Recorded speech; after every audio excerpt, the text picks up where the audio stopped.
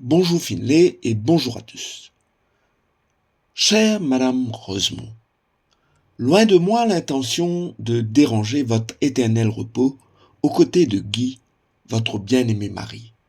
Cependant, l'exigence des circonstances dicte l'urgence de ces quelques lignes qui se veulent être un insigne hommage à la femme exceptionnelle, au pilier que vous avez été pour celui qui a contribué à l'écriture de notre marche vers l'égalité des chances, la justice sociale et l'indépendance au milieu du siècle dernier. En effet, Madame Rosemont, sachez que la Journée internationale de la femme, coïncide cette année avec le 90e anniversaire du Parti travailliste et les 70 ans de la disparition précoce de Guy, ce flamboyant troisième président du parti, avec qui vous avez vécu 8 années. Une vie conjugale d'une rare intensité et non sans difficulté. Ainsi, je me permets en cette journée de la femme de vous écrire pour vous dire merci. Pour vous dire merci pour Guy, pour vous dire merci pour le pays. Je sais qu'il approuvera à la fois ma démarche et la nature de mes propos à l'égard de sa tendre Madoune, car c'est ainsi qu'il vous appelait affectueusement. Vous étiez son pilier, vous étiez son mur porteur, son armure. Oui, Elsie. Depuis cet après-midi où Guy s'était interposé à un grossier personnage qui vous prenait à partie dans un autobus, vous ne vous êtes plus jamais quittés. C'est au début des années 40. Vous avez défié courageusement les convenances de l'époque pour aimer jusqu'au mariage un homme de qui tout vous séparait. Comment une blanche dont le père, Walter Cummins, d'ascendance anglaise, et la mère, Valentine Béchard, d'ascendance française, pouvait-elle ne serait-ce qu'oser fréquenter un jeune créole de classe sociale d'autant plus différente? Mais vous, Elsie, vous l'avez fait jusqu'au bout. Vous, la fille de l'ancien administrateur des îles Chagos, vous avez eu le courage de défier les codes sociaux pour épouser un jeune homme qui, au creux de la misère, avait participé aux campagnes de pêche dans les îles pour gagner sa vie. Il n'y a pas que la couleur de peau et la classe sociale. Vous étiez aussi la cadette de Guy de 5 ans. L'année de votre naissance correspond à celle du mariage des parents de Guy.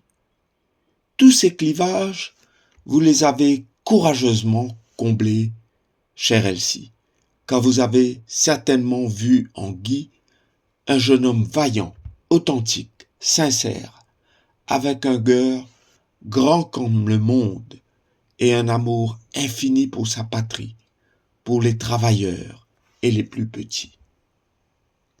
Tout comme, contrairement aux autres passagers, dans ce bus-là, il s'était élevé contre ce mal élevé qui vous manquait du respect. Il s'était aussi distingué comme le seul citoyen à témoigner en faveur du docteur Maurice Curé quand un individu avait composé et diffusé à la radio un ségat dénigrant à l'égard du président du Parti travailliste alors. Ça, Elsie, c'est la vraie nature de Guy.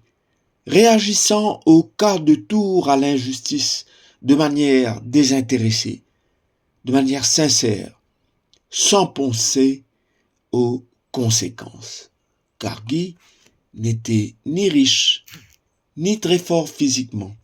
Comme vous le savez, Guy avait perdu son père à l'âge de 16 ans et a dû interrompre ses brillantes études pour contribuer à faire bouillir la marmite.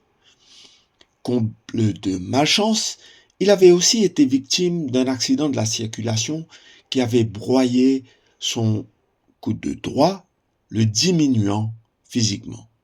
Toutefois, tous ces malheurs n'ont pas freiné ses ardeurs à contribuer à l'histoire de son pays en étant l'espoir des travailleurs et le fer de lance du Parti travailliste le temps de ces années de braise durant lesquelles vous avez été à ses côtés.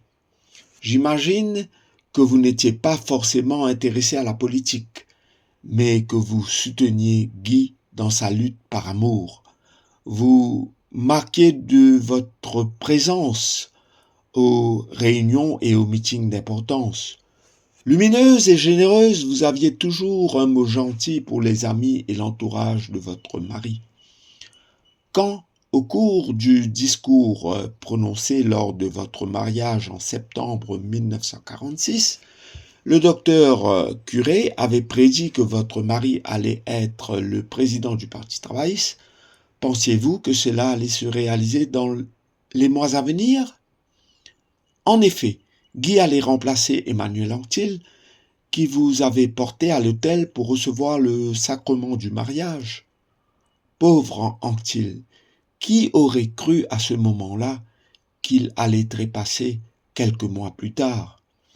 C'est courageusement, avec votre soutien discret mais ferme, que Guy prenait les rênes du parti et du syndicat que dirigeait Anctil.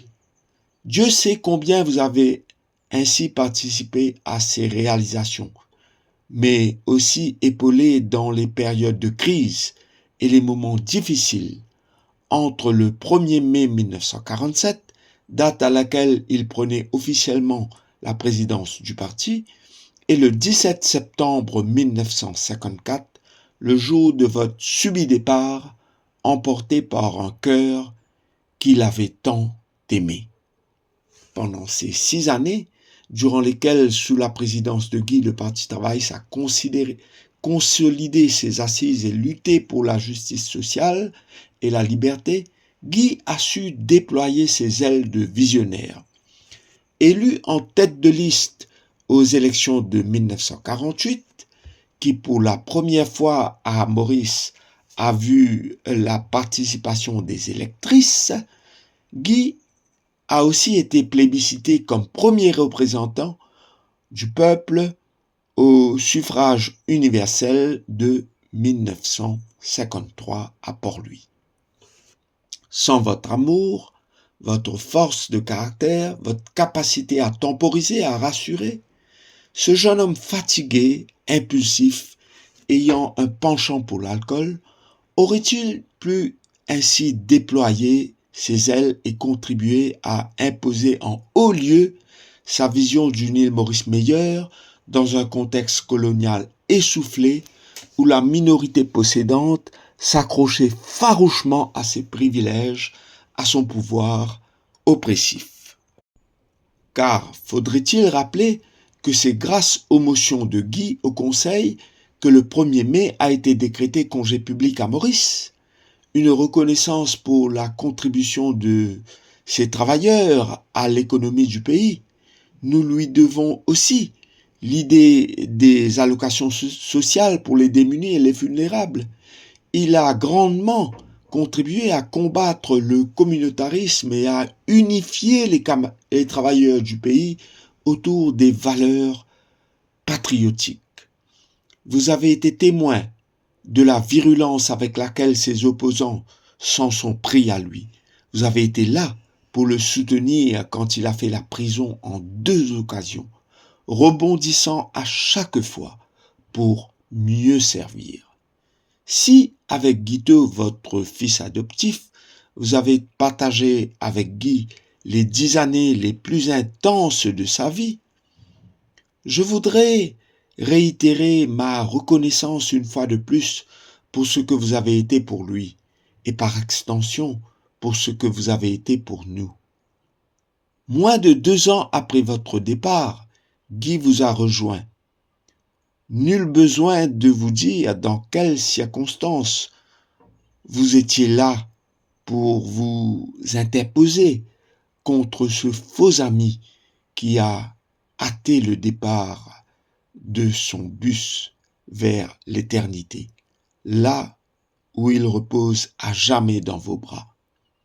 Merci encore, Élise, pour la femme que vous avez été, pour un des plus grands hommes qui a balisé nos pas vers plus de justice sociale, voire même vers notre indépendance. Merci Finlay et merci aux auditeurs.